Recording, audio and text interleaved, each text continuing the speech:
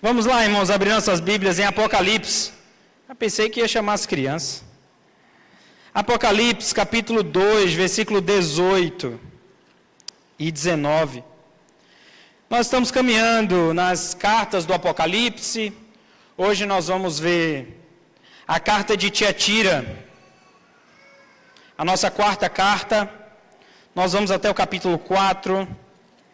Então temos aí mais 4 pregações nesse tema. E hoje nós vamos falar sobre perseverança. Amém? Todos abriram suas Bíblias? Diz assim a palavra do Senhor no verso 18 e verso 19. Ao anjo da igreja em Tiatira escreve: estas coisas diz o Filho de Deus, que tem os olhos como chama de fogo, e os pés semelhante ao bronze polido. Conheço as tuas obras, o teu amor, a tua fé, o teu serviço, a tua perseverança e as últimas obras mais numerosas do que as primeiras. Vamos orar ao Senhor? Pai de amor, nós colocamos nossas vidas diante de Ti, clamando a Ti para que o Senhor fale aos nossos corações. Que o Senhor nos abençoe nesse momento, para que Tua palavra entre e faça morada no coração daquele que ouve. Em nome de Jesus. Amém. Uma das palavras que mais usamos, ou mais ouvimos por aí ultimamente, é a palavra perseverança. Inclusive, uma das críticas, a essa nova geração é de uma geração que não tem perseverança. E perseverança é uma qualidade daquele que persiste, que tem constância nas suas ações e não desiste diante das dificuldades. Perseverança talvez seja algo que esteja bastante em falta, Quando a gente ouve alguns trabalhos e algumas pessoas aí no ramo empresarial, uma das principais características que eles colocam é a perseverança.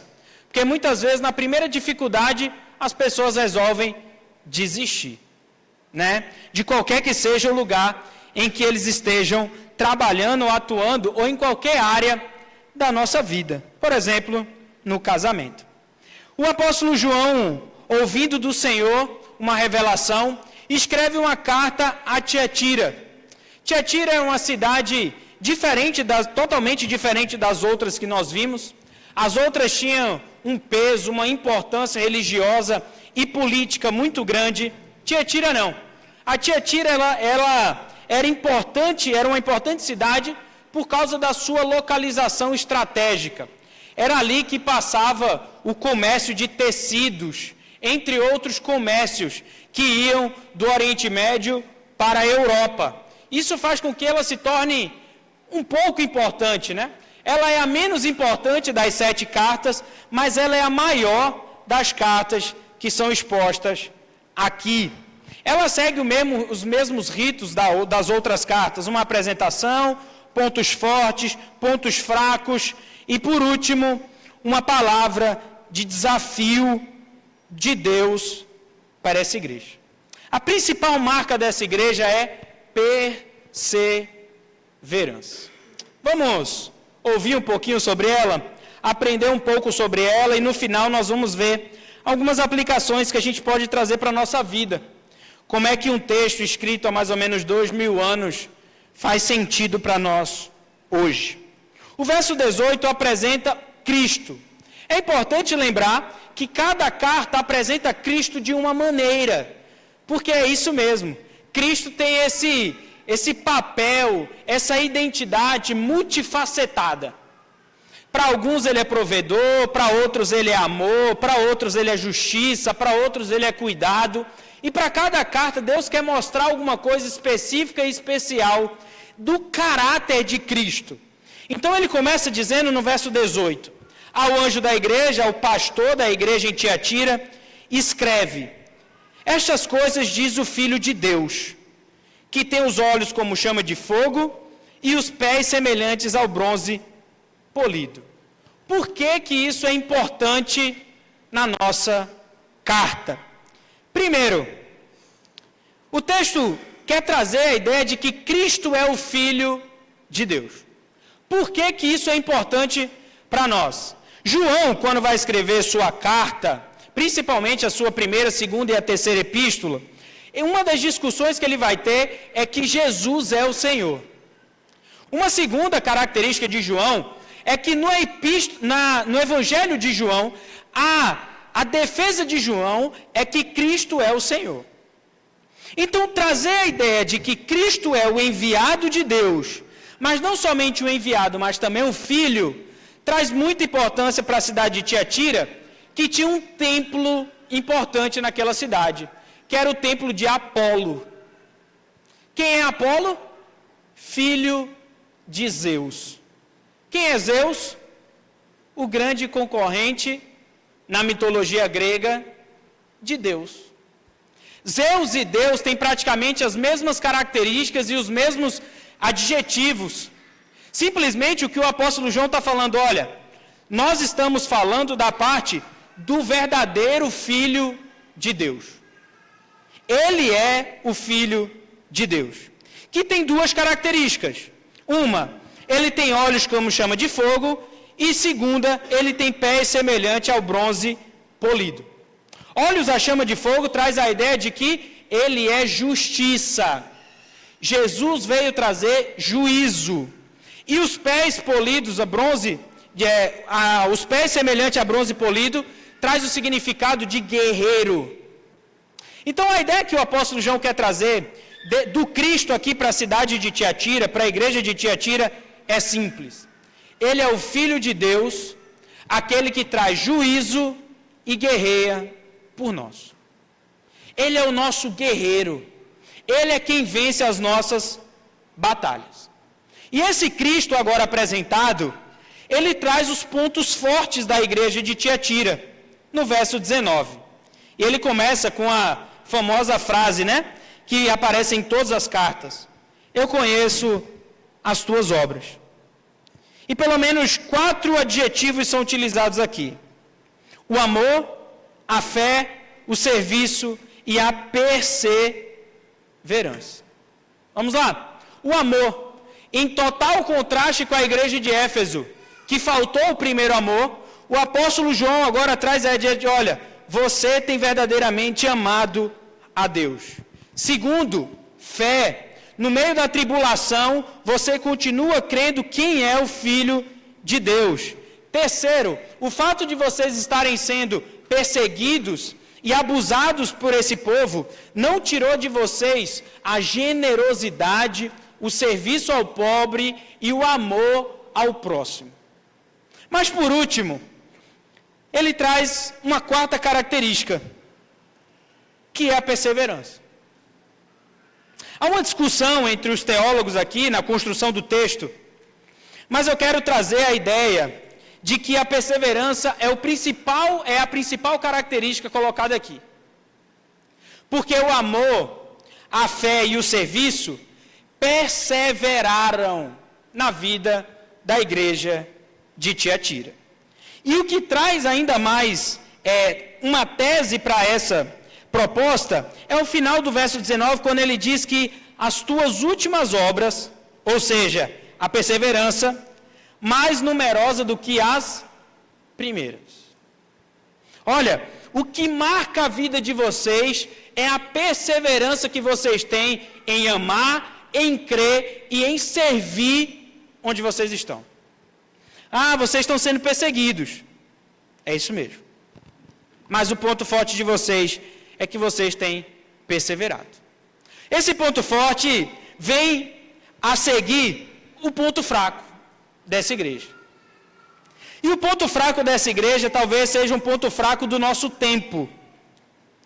Olha o que diz o verso 20.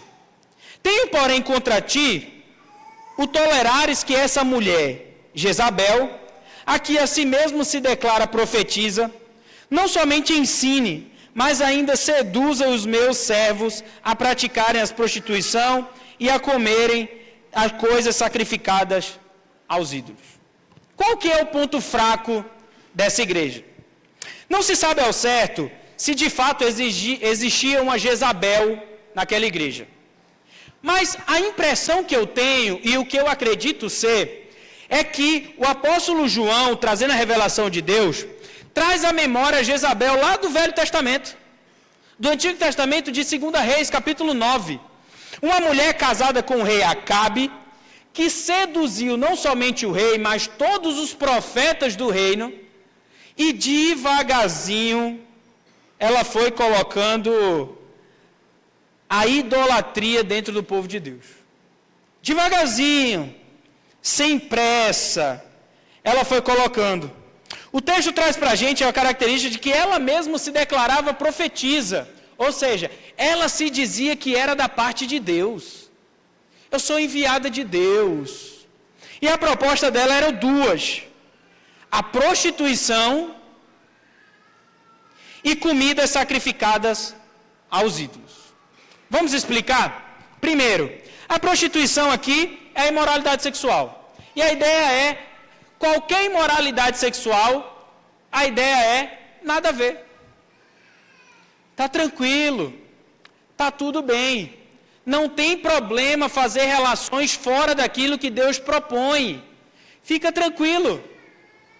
Mas a segunda eu quero chamar mais a atenção dos irmãos, porque essa é mais sorrateira, ela é mais quietinha, que é as comidas sacrificadas aos ídolos. Paulo, na primeira carta aos Coríntios, no capítulo 8, do verso 4 ao verso 8, vai falar sobre isso. E ele vai falar o seguinte: não tem problema vocês comerem comidas sacrificadas aos ídolos. Comam. Não tem problema. Porque o ponto não é a comida.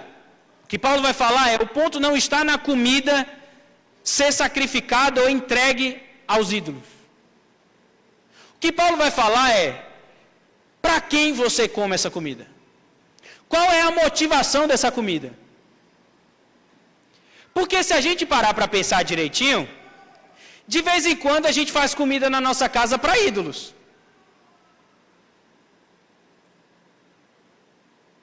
É só a gente ser um pouco mais criterioso. Tudo aquilo que não é feito para a glória de Deus, é feito para ídolos. Então o apóstolo João agora vai falar bem assim: o que é que está acontecendo com essa igreja? É bem simples. A igreja de Tiatira era marcada, a cidade de Tiatira era marcada por ser uma cidade, vamos dizer assim, capital dos sindicatos.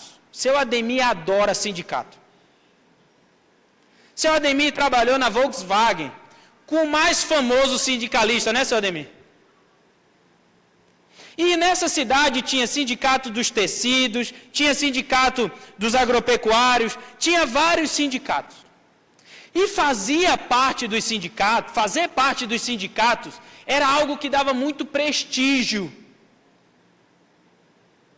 Então o que acontecia? Eles eram chamados para as festas dos sindicatos. Sindicato faz festa, seu Ademir? Faz.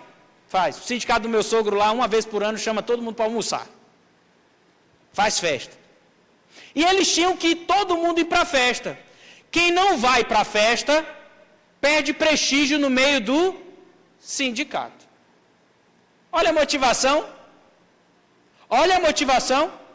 O que acontecia nessas festas? Uma festa para Apolo, o filho de Zeus. Aí os crentes, para não perder comércio, os crentes para não perder dinheiro, os crentes para não perder graus dentro da sociedade, iam para as festas. E quando chegavam lá, o que é que eles faziam? Comiam à vontade, imoralidades sexuais. Mas para ele, qual que era a motivação de comer aquela carne? Eu não posso perder negócio. Deus sabe das coisas, né? Hoje é um ótimo dia para eu dar um ótimo exemplo sobre isso.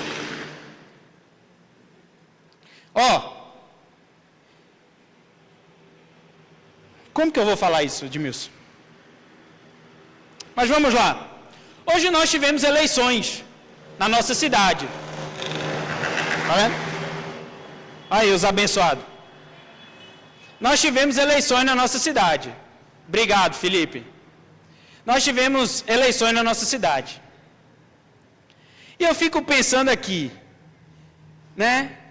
Quem não pecou para poder ter um carguinho, né? Quem não pecou para poder dar um votinho? É a mesma coisa. Porque se eu não votar, eu perco tal coisa. Mas aquela pessoa que eu tenho que votar, ela é assim, assim, assim, assim. Eu vou votar em determinado vereador, porque o vereador me prometeu uma portaria. Mas o vereador não presta. Mesma coisa. Eu acho interessante como Deus faz as coisas. No dia propício, veio a palavra do Senhor. Então ele fala, você está, olha que interessante, está ali o texto, olha que interessante um verbo, que eu deixei para o final de propósito, esse verbo. Mas ele é fundamental para o verso 20, que é o verbo seduzir. O texto diz que Jezabel, ou o espírito de Jezabel, seduziu o povo. Nós estamos seduzidos pelo materialismo do nosso tempo. Nós estamos seduzidos pelo hedonismo do nosso tempo. Nós estamos seduzidos pelo poder que o nosso tempo, pela fama que o nosso tempo propõe. Seduzidos.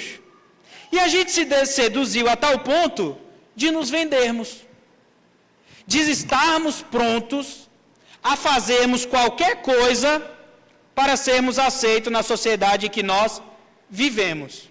Então, dois verbos aqui no verso 20 traçam o problema da igreja de Tiatira. Primeiro, vocês toleraram esse pensamento dentro da igreja. Para vocês está tudo bem. Segundo, vocês foram seduzidos por Jezabel. Ponto fraco. O verso 21 diz que Deus deu uma chance a Jezabel. Olha o que ele diz. Dei-lhe tempo para que se arrependesse. Ela, todavia, não quer arrepender-se da sua prostituição. Até Jezabel teve chance de arrepender. Até Jezabel, Deus deu a oportunidade do arrependimento. Mas ela decidiu não fazer isso. Portanto, agora no verso 22 e 23, Deus dá um juízo para essas pessoas que resolveram não se arrepender. Olha o que diz o verso 22. Eis que prosto de cama, bem como em grande tribulação, os que ela adulteram, caso não se arrependam das obras que ela incita. Vamos lá? Olha que interessante. Uma das marcas do pecado de Jezabel é a imoralidade sexual. Aí o texto começa dizendo o quê? Primeiro juízo. Eis que prosto de cama. O verbo grego aqui é balô, que é lançar. O que Deus está falando é, eu vou lançar vocês de cama. E é interessante o jogo de palavras aqui. O lugar onde vocês fazem a imoralidade sexual será o lugar que eu vou colocar vocês prostrados. Para vocês perceberem quem é o Deus verdadeiro. O mesmo lugar. No Antigo Testamento, a cama dá a ideia de doença irreversível. Lembra da sogra de Pedro, que estava no leito, na cama, quase morrendo, e Jesus foi lá e a curou, né? A ressuscitou não, a curou. A mesma ideia. Eu vou colocar vocês em um estado onde vocês vão perceber o quão doentes vocês estão. Segundo, diz que haverá uma grande tribulação. E aqui, mais uma vez, a ideia de juízo. Deus vai trazer uma grande tribulação em juízo para aqueles que adulteram, caso não se arrependam das obras que ela incita. Terminou aí? Não terminou. Terceiro, está no próximo versículo, Giovana, no 23. matarei os seus filhos, e todas as igrejas conhecerão que eu sou aquele que sonda mentes e corações, e vos darei a cada um segundo as vossas obras. Terceira coisa que vai acontecer: aquele que for filho de Jezabel, e aqui mais um jogo de palavra, os filhos de Jesus, os filhos de Deus e os filhos de Jezabel, eu vou matar. E matar aqui é morte eterna mesmo, juízo eterno. Eu vou matar os filhos de Jezabel, porque eu conheço, eu sondo mentes e corações, e vos darei a cada um as vossas obras. O juízo vai vir de Deus, de acordo com a obra de cada um. Agora, Deus coloca uma palavra de contraste aos filhos de Jezabel, mas agora uma palavra de contraste aos filhos de Deus, no verso 24. E ele já começa com um advérbio aí, uma conjunção adversativa de contraste, no verso 24. Digo, todavia, a vós outros, ou seja, aqueles que não se venderam ao espírito de Jezabel, os demais de Tiatira, a tantos quanto não têm essa doutrina, que não conheceram, como eles dizem, as coisas profundas de Satanás. Outra carga não jogarei sobre vós. O que está acontecendo? Para vocês que não conheceram o pecado de Jezabel, se preocupa não, que eu estou com vocês. Agora é o seguinte: aqueles que foram seduzidos, juízo eterno. Esse versículo 24 é interessante porque ele faz o seguinte: ele mostra como foi a sedução de Jezabel. E a sedução foi a seguinte: eu me lembro quando eu era adolescente na escola, e eu tive que fazer umas aulas lá daquele negócio chamado ProErd. Vocês já ouviram falar nesse negócio de ProErd? Né? É um programa lá que a polícia militar faz para explicar o que são as drogas, né? Tal. E a primeira regra que o policial, eu lembro disso nitidamente, a primeira regra que o policial fala é o quê? Não experimente. A sedução de Jezabel foi o seguinte: experimenta. Porque quanto mais afundado você estiver no pecado, maior vai ser a graça de Deus. Olha que coisa bonita, irmãos. O texto bíblico diz isso, né? Onde abundou o pecado, superabundou a graça. Então, vamos abundar no pecado. Vamos provar o pecado até o fim. Porque aí olha como vai ser grande a salvação do Senhor. E Deus fala bem assim: não faça isso não. Não experimentem. Não provem o pecado. Porque esse que cair na sedução terá juízo. Verso 25 diz: tão somente conservai o que tendes, até que eu venha. Conserva. Não negocia princípios. Seja firme. Agarra esses princípios do Senhor. E por último, o apóstolo João traz uma promessa, uma palavra de desafio, que é o seguinte: ao vencedor, no verso 26, que guardar até o fim as minhas obras, eu lhe darei autoridade sobre as nações. Aquele que perseverar, aquele que permanecer, aquele que conservar as obras de Cristo, a lei do Senhor, aquele que resolveu obedecer ao Senhor, a esse eu lhe darei autoridade sobre as nações. Como assim autoridade sobre as nações? Giovana, abre para mim Mateus, coloca aí Mateus capítulo 28, versículo 18. Autoridade de nações traz uma proposta importante. Olha lá. Jesus aproximando-se, falou-lhes, dizendo: toda autoridade me foi dada no céu e na terra. Autoridade, céu, terra, próximo versículo.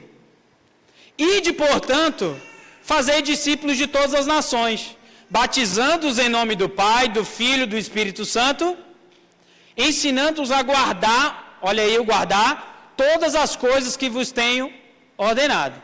E eis que estou convosco todos os dias até a consumação do século. Vocês terão autoridade para ir às nações, pregar às nações. Como que funciona mais ou menos isso? Giovana, abre para mim Salmo, capítulo 2, versículo 8 e 9. Salmo, capítulo 2, versículo 8 e 9. A autoridade vocês vão exercer dessa maneira. Olha lá. Pede-me, e eu te darei as nações por herança, e as extremidades da terra por tua possessão. Verso 9. Com vara de ferro as regerás, e as despedaçarás como um vaso de oleiro. Dá uma lida no verso 27 do seu texto de Apocalipse aí.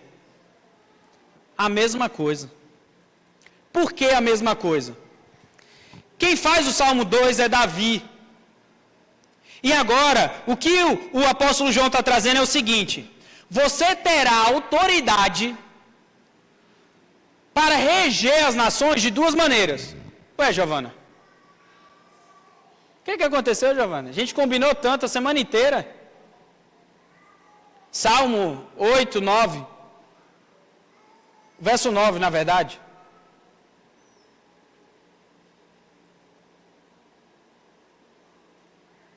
Salmo 2, verso 9. Sem pressa, Giovana, tá todo mundo, ninguém tá. Aê.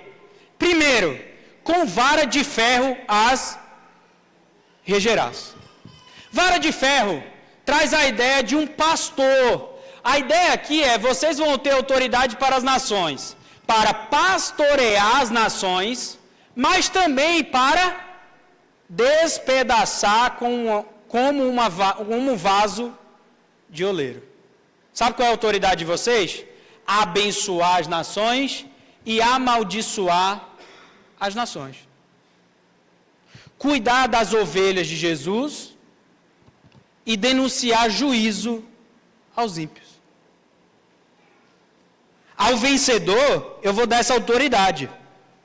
Assim como também eu recebi de meu Pai, dar-lhe-ei ainda a estrela da manhã. No verso 28. O que é essa estrela da manhã? Abre aí, Giovana. Tá só começando, hein? Abre aí, Giovana, Números, capítulo 24, verso 17. Os profetas de Baal começam, em vez de amaldiçoar o povo de Deus, começam a abençoar o povo de Deus. E ele diz o seguinte: vê-lo-ei, mas não agora. Contemplá-lo-ei, mas não de perto. Uma estrela procederá de Jacó. De Israel subirá um cetro, que ferirá as têmporas de Moabe, e destruirá todos os filhos de Sete. Quem é a estrela que procederá de Jacó? Quem é a estrela da manhã? O nosso Senhor e Salvador, Jesus Cristo. Ao vencedor, aquele que guardar a minha lei, terá autoridade para pastorear o povo de Deus, amaldiçoar aqueles que não são povo de Deus, mas também eu darei a vitória em Cristo Jesus. É muito interessante isso, sabe por quê? Porque havia naquele tempo na cidade de Tiatira a ideia que os filhos de Baal eram a estrela que eles esperavam. Na verdade, o apóstolo João está trazendo, a verdadeira estrela é o nosso Senhor e Salvador, Jesus Cristo. Vamos para as aplicações? Primeira delas, não podemos, irmão, jamais esquecer quem é o nosso Cristo. Não podemos esquecer quem é o nosso Cristo. Por mais que isso pareça paradoxal para a gente. Por mais que a gente não consiga entender o que é esse Cristo que ama e ao mesmo tempo esse Cristo que traz juízo. Mas aí é assim que ele se apresenta a nós. É um Deus que ama a gente a ponto de perdoar aquele que resolve se arrepender, ao mesmo tempo que ele é aquele Cristo que vai trazer juízo para aquele que resolver não se arrepender. Simples assim. Então, Cristo tem esse perfil multifacetado de amor e de juízo. Segunda aplicação para o nosso coração é o seguinte: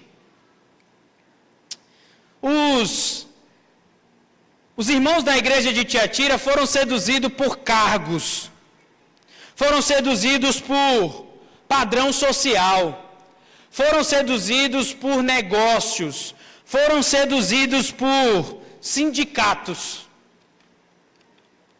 E nós somos seduzidos pelo quê? O que é que se o diabo te apresentar a você agora, você abre mão? O que é aquilo que na hora que o diabo faz assim, você, opa, isso eu gosto? Dinheiro? Poder? Sexo? Preguiça? Prazer? Hedonismo? O que é? O que é aquilo pelo qual o seu coração pulsa? Essa é a pergunta. Porque vai ser aí que Satanás vai trazer a bandeja, esperando você somente pegar. Qual que é o exemplo mais clássico disso? Qual que é? O de Eva. Satanás sabia o que pulsava no coração dela. Ele somente apresentou. E ela foi lá e pegou. Saber aquilo que pulsa no nosso coração é muito importante, não somente para a gente poder tratar isso, como também para a gente não cair nas ciladas do inimigo. E por último, é o seguinte: não desista. A perseverança, a constância, é coisa que poucas pessoas nascem com isso. Ser constante é um negócio muito difícil. Tem época que a gente está legal com Deus, tem época que a gente está lá embaixo com Deus. Tem época que a gente está lá nas barbas de Jacó, tem época que a gente está lá com Satanás. A gente parece que é uma montanha russa de fé. Uma hora a nossa fé está assim, no meio da dificuldade está pegando, você está, não, estou com Deus. No momento fácil da vida você relaxa. E cai em pecado. A proposta desse texto de Tiatira, da igreja de Tiatira é: não desistam. Esse negócio de ser crente é difícil mesmo. É complicado mesmo. É duro mesmo. Mas você não pode desistir. Esse negócio de ter família é difícil mesmo. Esse negócio de ser casado, muito difícil. Mas não desiste. Persevere. Porque esse é o plano de Deus para nós. Não podemos desistir na primeira dificuldade que temos em sermos crentes ou em querer as coisas que Deus quer para nós. Abaixemos nossa cabeça. Vamos orar ao Senhor. Peça a Deus perseverança em meio às lutas, às aflições e às dificuldades que se chegam até nós. Muitas vezes a vontade de desistir, muitas vezes a vontade de chutar o balde em algumas áreas da vida. Mas lembre quem é o Senhor. Lembre ao seu coração quem Ele é. Lembre que Ele, e somente Ele, pode dar o juízo e o poder para que possamos continuar diante do Senhor. Pai de amor, nós colocamos nossas vidas diante de Ti, porque sabemos que nós só conseguimos perseverar por causa do Senhor.